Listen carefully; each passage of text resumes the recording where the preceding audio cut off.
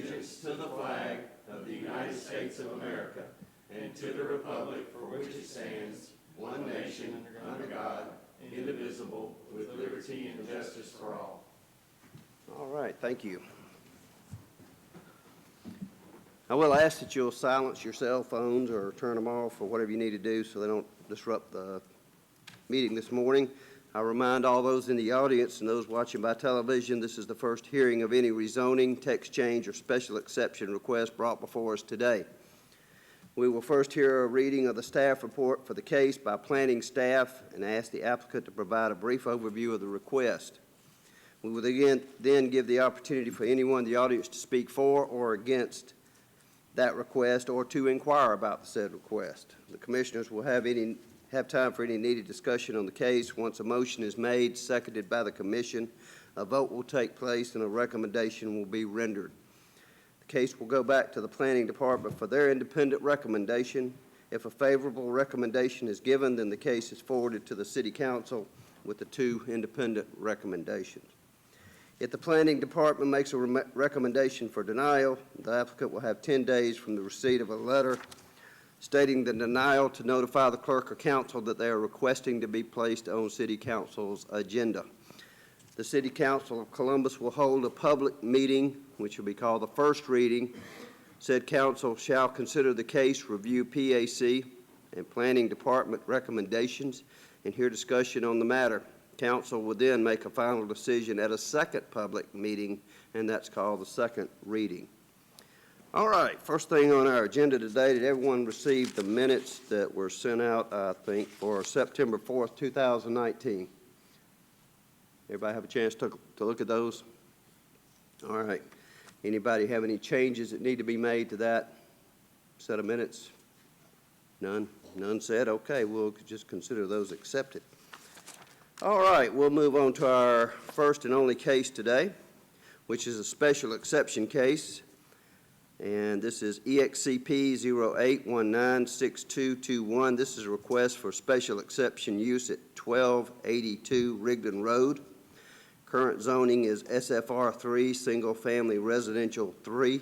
The proposed use is a club or lodge nonprofit.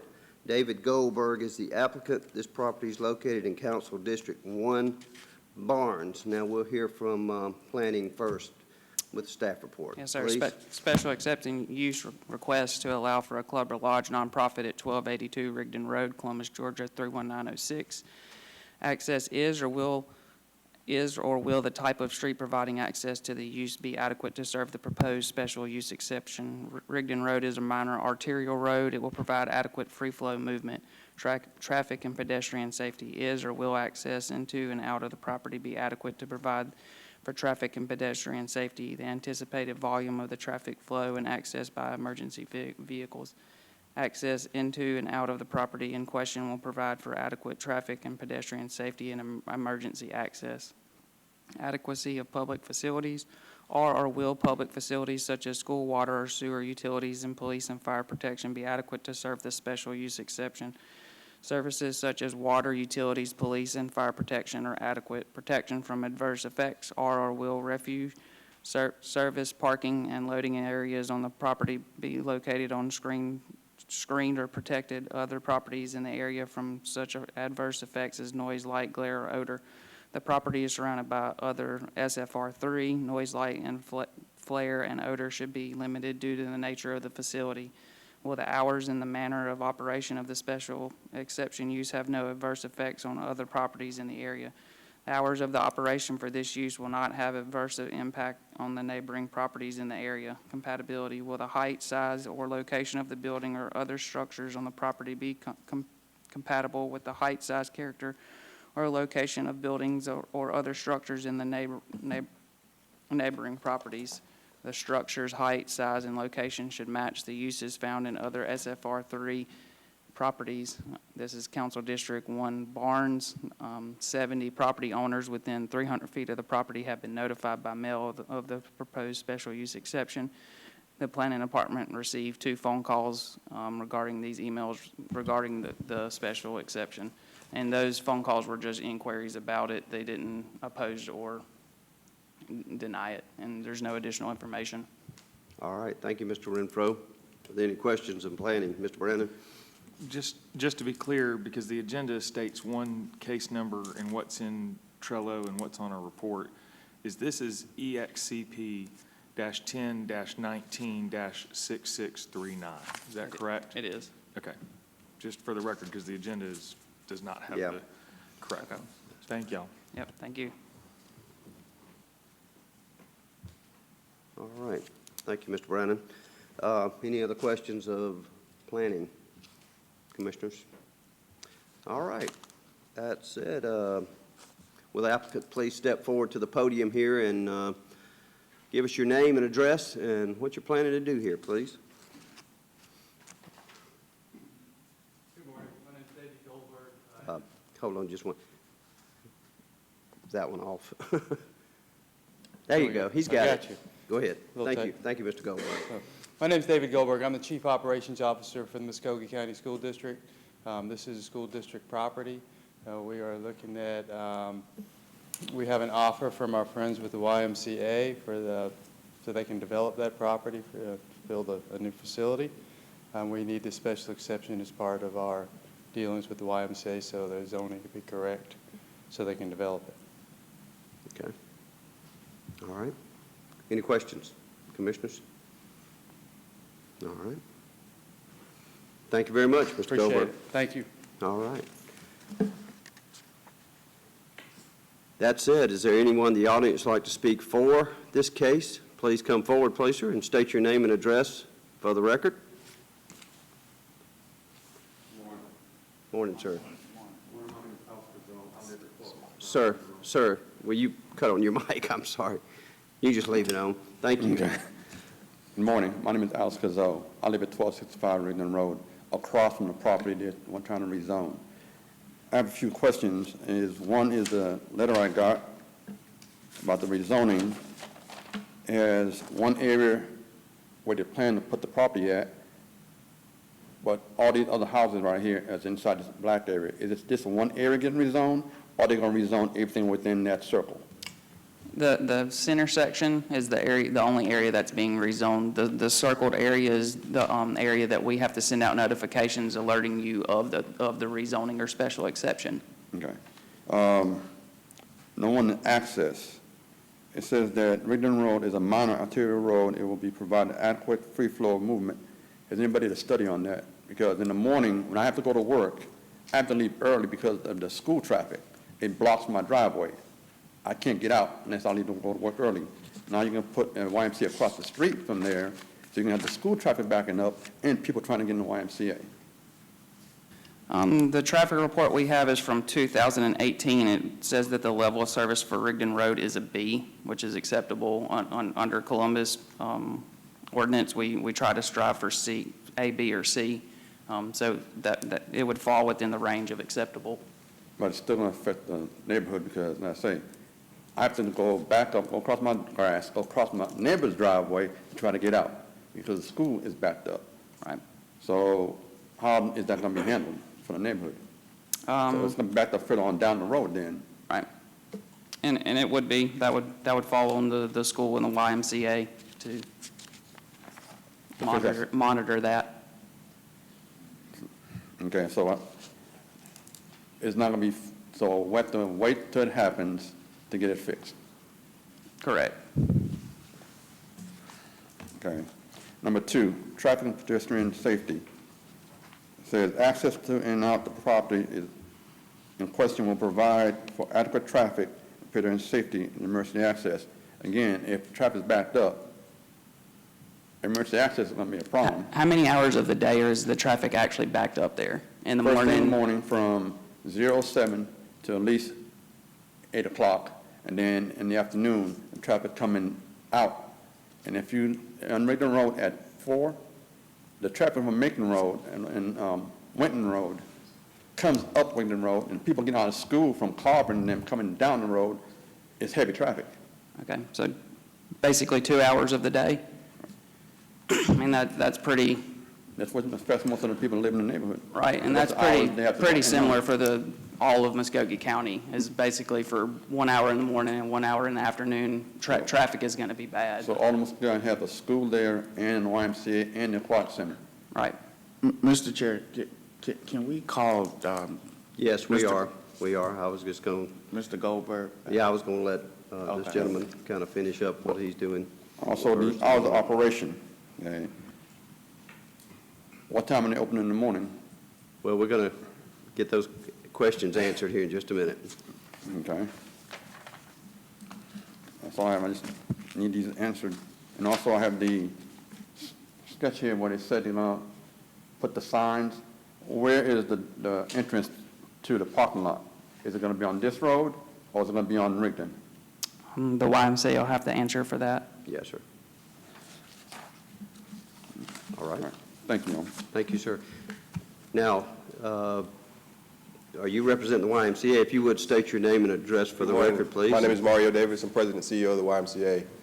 Appreciate the opportunity to be here this morning, and to the gentleman's questions and points. I appreciate the questions and the concerns.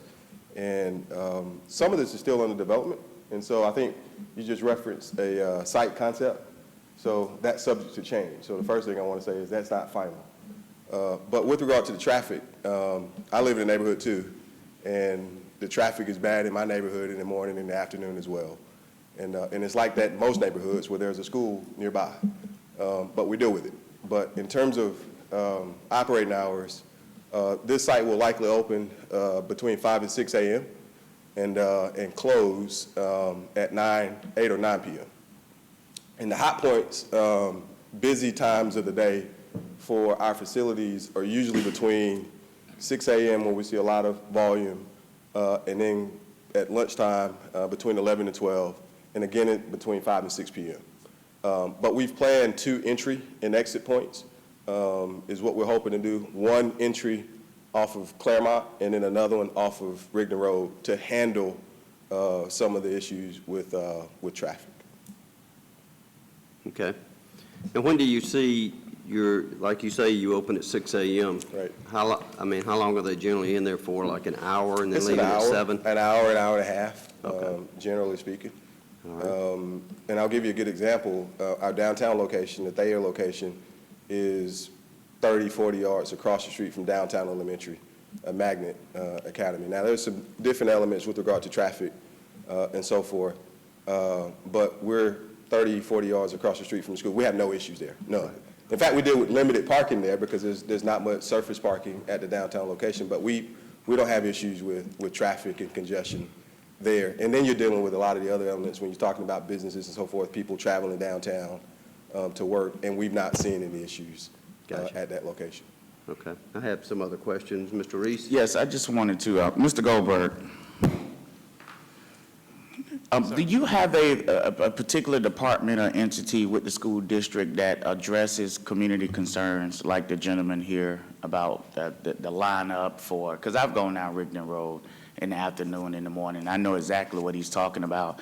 And it seems like we can do something from a school perspective to make sure we're sensitive to people's driveways. Absolutely. Especially right there along the main road. Yeah, I that think would his be- main concern is the man just want to be able to get out of his house in the morning. He's not opposed to the YMCA. Right. He wants to be able to get out of his driveway. So is that something we can do from the school board to help rectify that? Sure, I can look into that. That's me. I'm not. Do you I'm mind not sharing the committee. information with Sure. him and We'll get you getting with that him and checking out what he's talking about? Absolutely. I think that'll help both parties here and help move this And in along. my 27 years of public education, I've been apologizing for traffic, because I've been running buses for a long time and building buildings and, running schools. And, we do create traffic problems in the Right. morning and in the afternoons. We Right. do. And I know you guys have a reputation of trying to work with the community Exactly. too, so I don't want him to feel left out. Certainly will. Let's I'll give him, I'll give you my try to contact address it with information him. when we got here. All right.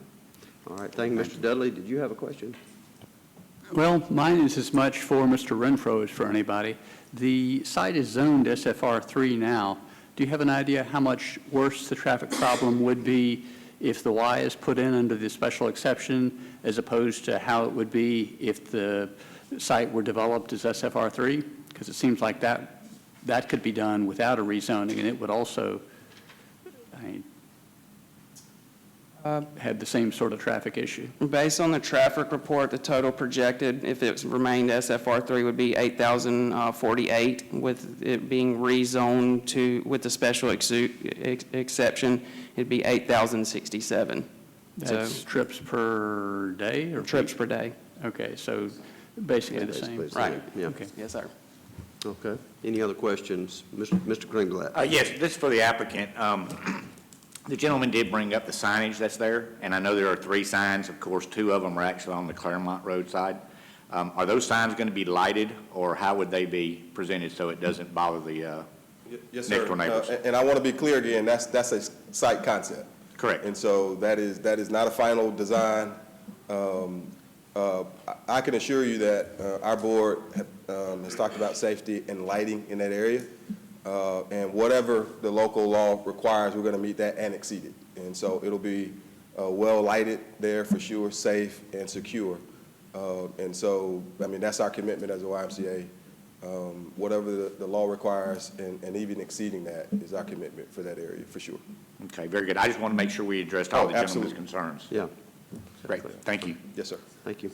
Commissioners, any other questions? Mr. Brannon?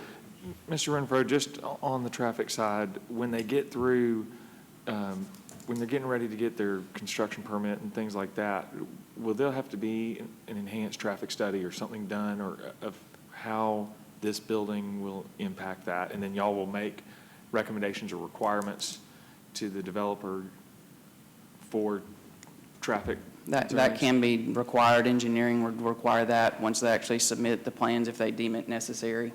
At this time, they do not. I did not. Because it's just a zoning issue. Right. Or special exception, but during the construction process, engineering will Right. add on their requirements as part of this facility being at this location. Correct.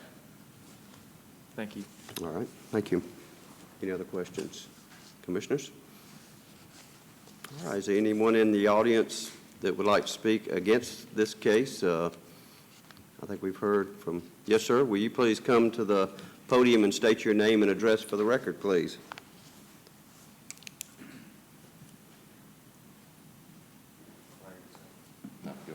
All right over here, sir. Right over here, please.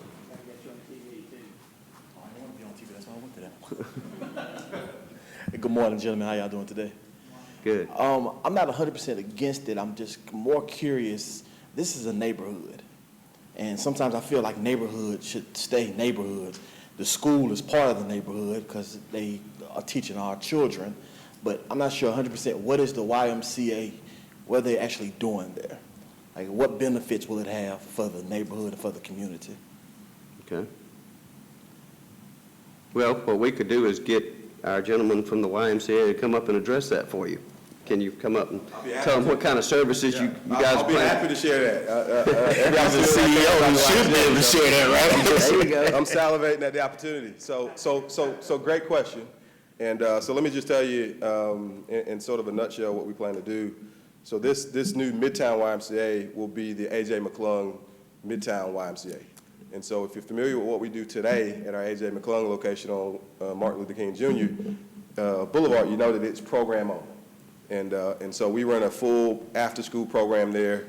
We run a Y Achievers program there, which is a youth leadership development program. All of those programs will transition to this site.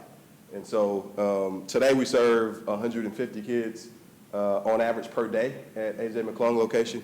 In this new facility, we will serve near double that amount every single day, partnering with Rigby Road Elementary, for example. We started a summer camp partnership with the school district 2 years ago at our downtown location. We moved 50 kids out of our Thayer location, which we housed during the summer for summer camp, went across the street to the school and tripled summer camp, helping more kids and families, serving more people within the community. So those are just a couple examples. We plan to partner with the school district to provide swim lessons, as an example, summer day camp programs, and not just for the school children, most of whom I assume live in that area, but obviously for the residents within that community, on both sides of Macon Road. And if you're asking me sort of what we feel like the importance of this location is, for a long time there's been conversation around the Macon Road divide. And our board is committed to planting our flag there and saying, we will develop this site as a YMCA to serve more kids and families. And so that's what we plan to do.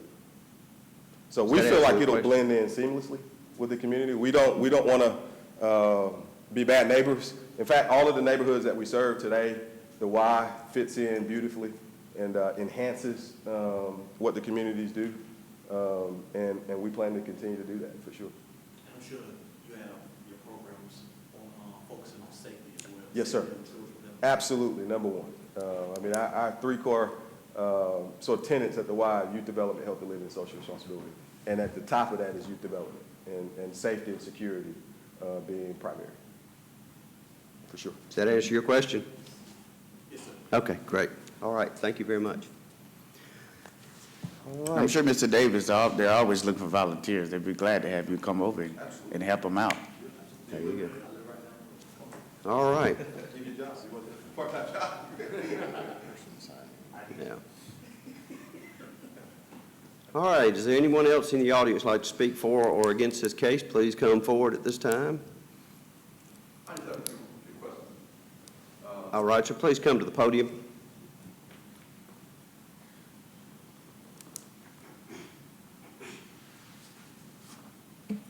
So you said that they're going to have an entrance on Claremont and on Rigdon? That's what the site concept says. But if you look at the road, Claremont only has one egress coming from Rigdon Road. So in order to get to Claremont, they have to come down Rigdon. So. Yeah, I don't want to speak to any of the plans because, I mean, our construction company engineers will have to weigh in on all that. And so I'd like to leave it at that and not answer the question. To the site concept. You need the microphone. Yes, sir. Okay. All right. Yes, sir. Also, you say what the name of the new YMCA is going to be? So the other. Mr. Davis, yeah, please, you need to talk into the microphone Okay. so we can hear you. Both of you, both of you. Why don't you just answer your question? Okay. So the other YMCA, A.J. McClellan, is that going to be closed down? No, sir. No, sir. You can both stand up there at one time. That's fine. All right. So I really don't want to answer any questions related to the traffic and egress, ingress of the location. I think the city will have to weigh in. You know, our contractor will have to weigh in on all of that. The new location will be the A.J. McClellan YMCA in Midtown, and our current A.J. McClellan location will not close. We'll keep that operational. All right, but that's what I'm looking at. That's closed and more traffic. No. Okay. All right. Thank you. Yes, sir. All right, thank you very much. And again, I'd point out that the city engineering department will weigh in on the specific requirements Absolutely. of the entrances and exits from Rigdon and Claremont. So there's, this is a concept, what I believe is presented before us. The city's going to have another, when they get to actually building this facility, they're going to weigh in and say, no, you can't put that kind of egress there because of certain requirements with traffic studies. So there's still more to be done from the city's part, and I know John can connect you with the engineering department if you'd like to know more about that as well, because we're not approving that this building is going in this specific location with these specific egresses and ingresses. This is just allowing them to move forward with their plans, and then there will be more review by the city when they get to construction. Exactly. This is just one part of the process. All right, anybody else would like to speak for or against this? That's it. Open the floor up for a motion. Commissioners? Looking this way. As it relates to exception 10196339, a request for special exception use at 1282 Rigdon Road. Current zoning is single-family residential 3. The proposed use is a club or lodge nonprofit. David Goldberg is the applicant on behalf of Muskogee County School District. Considering the report submitted by staff, I move that we approve this request. All right, we have a motion on the floor. Do we have a second? I second it. Second. Any discussion? All those in favor to approve, raise your right hand. And it's unanimous. Thank you very much. Thank you for your time this morning. Mr. Chair, before we close out, I just want to take a moment to thank Mr. Davis from the YMCA and the work that he is doing throughout the community and the partnership with the school district. This is a true example of public-private partnerships, and with the retreat of a lot of our community recreational centers, it's good to see that someone is coming back to the community to reinvest and provide a place for our children to spend time, so that maybe, just maybe, we'll see less of the stuff that we see on the street, which is not good, that end up on the news. We got to develop our children, and I think this is certainly a great step to doing that. All right, thank you. All right, our next meeting scheduled for November 20th. We do have cases. We will not have any on December the 4th, is what I'm understanding. That's right. We have one case on the November the 20th. Okay. All right. Any other new business? Any old business? Old business? All right, we're adjourned. Thank you.